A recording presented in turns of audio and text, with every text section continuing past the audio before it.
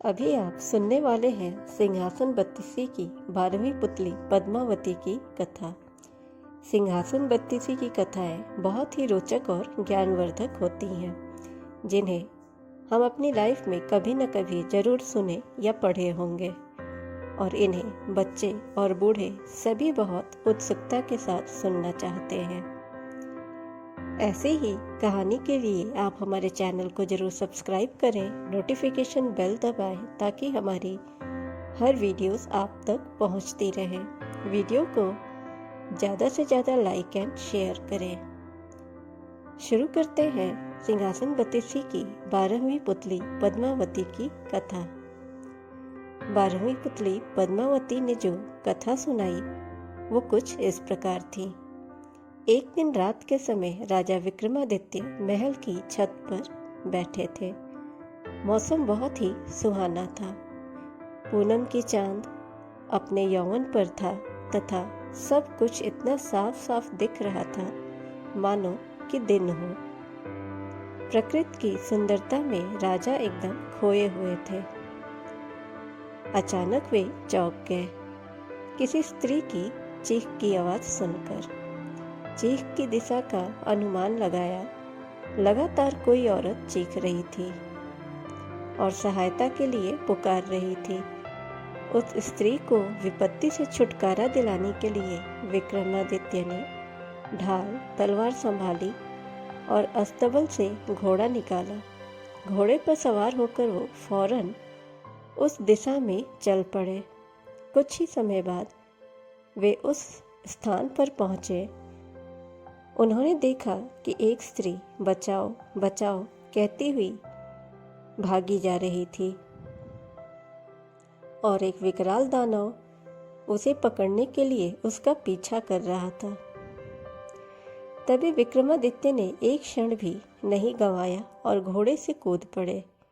युवती उनके चरणों पर गिरती हुई बचाने की विनती करने लगी। उसकी बाहें पकड़कर विक्रमादित्य ने उसे उठाया और उसे बहन बोलते हुए ढांढस बांधने की कोशिश की। उन्होंने कहा कि वह राजा विक्रमादित्य की शरण में है और उनके रहते उसे कोई भी नुकसान नहीं हो सकता। जब वे उसे दिलासा दे रहे थे तो राक्षस ने अट्टहास लगाया। वो खूब जोर जोर से हंसने लगा। उसने राजा विक्रम को कहा कि उन जैसा एक साधारण मानव उनका कुछ नहीं बिगाड़ सकता तथा उन्हें वह कुछ ही क्षणों में पशु की भांति चीख फाड़ कर रख देगा। ऐसा बोलते हुए वह राजा विक्रम की ओर लपक गया। राजा विक्रम ने उसे चेतावनी देते हुए कहा। राक्षस ने उनकी चेतावनी का उपहास किया। उसे लग रहा था कि विक्रम को वह पल भर में मसल देगा। वह उनकी ओर बढ़ता रहा। राजा विक्रम भी पूरे सावधान थे। वह ज्यों ही राजा विक्रम को पकड़ने के लिए बढ़ा, राजा विक्रम ने खुद को बचाकर उस पर तलवार से वार किया। राक्षस भी अत्यंत ही फुर्तीला था। तब उसने पैंतरा बदलकर खुद को बचा लिया और भिड़ गया। दोनों में घमासान युद्ध होने लगा। राजा विक्रम ने इतनी फुर्ती और चतुराई से युद्ध किया कि राक्षस थकान से चूर हो गया तथा शिथिल पड़ गया।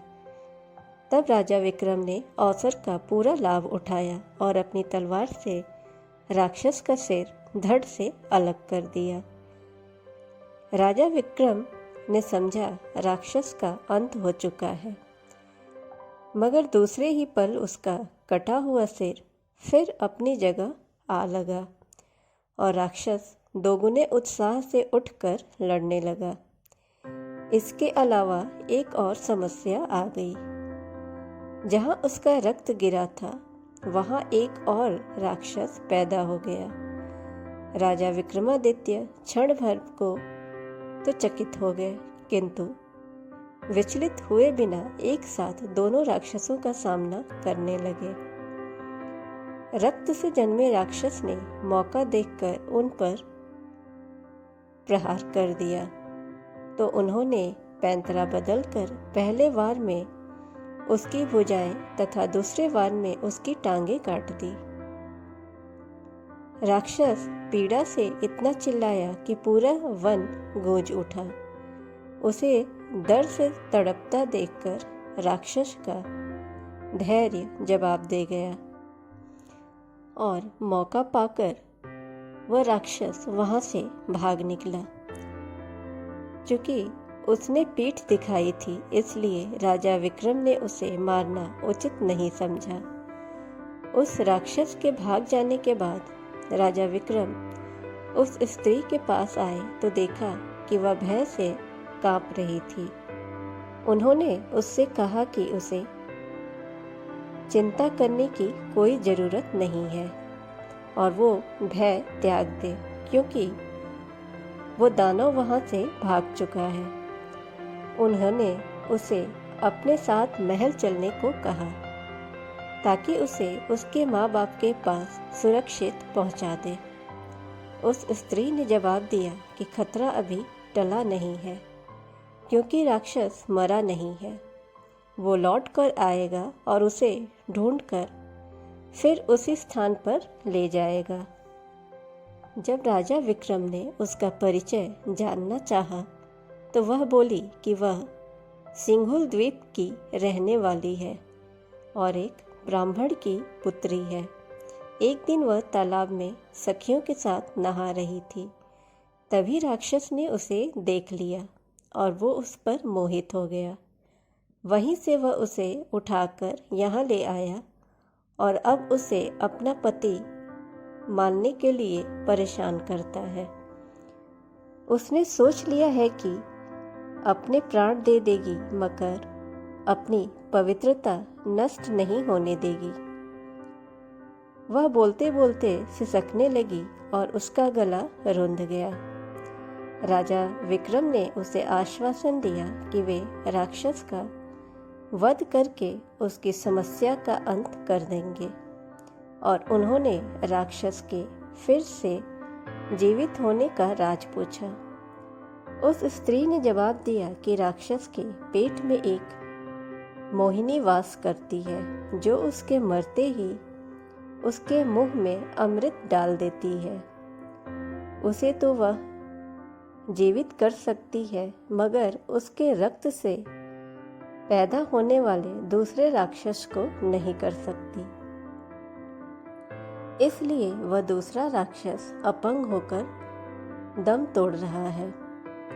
यह सुनकर राजा विक्रम ने कहा कि वे प्रण करते हैं कि उस राक्षस का वध किए बगैर अपने महल नहीं लौटेंगे, चाहे कितनी भी प्रतिज्ञा क्यों न करनी पड़े।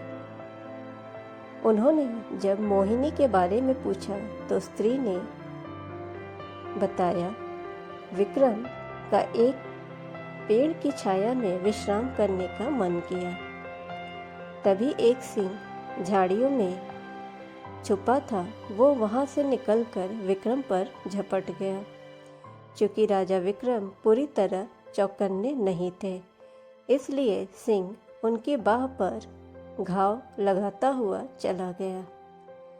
अब राजा विक्रम भी पूरी तरह हमले के लिए तैयार हो गए। दूसरी बार जब सिंह ने उनकी ओर झपटा तो उन्होंने उसके पैरों को पकड़कर उसे पूरे जोर से हवा में उछाल दिया। सिंह बहुत दूर जाकर गिरा और क्रुद्ध होकर गरजने लगा। दूसरे ही पल सिंह ने भागने वाले राक्षस का रूप धर लिया। अब राजा विक्रम की समझ में आ गया कि उसने छल से उन्हें हराया। वे लपक कर राक्षस से भिड़ गए। दोनों में फिर भीषण युद्ध शुरू हो गया। जब राक्षस की सांस लड़ते लड़ते फूलने लगी तो राजा विक्रम ने तलवार उसके पेट में घुसा दिया। राक्षस धरती पर गिरकर दर्द से चीखने लगा। विक्रम ने उसके बाद तलवार से उसका पेट चीर दिया। पेट चीरते ही मोहिनी कूदकर बाहर आई और अमृत लाने के लिए दौड़ी। राजा विक्रम ने बैतालों का स्मरण किया और उन्हें मोहिनी को पकड़ने का आदेश दिया। अमृत न मिल पाने के कारण राक्षस तड़प तड़प कर वहीं मर गया। मोहिनी ने अपने बारे में बताया कि वह शिव की गणिका थी, जिसे किसी गलती की सजा के रूप में राक्षस की सेविका बनना पड़ा। महल लौटकर विक्रम ने ब्राह्मण कन्या को उसके माता पिता को सौंप दिया और मोहिनी से खुद विधिवत विवाह कर लिए। इससे राजा विक्रमादित्य की वीरता और पराक्रमता पूरी दुनिया में छाई हुई है।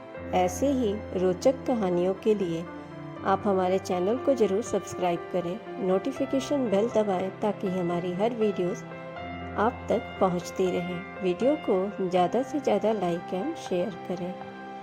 Thanks for watching.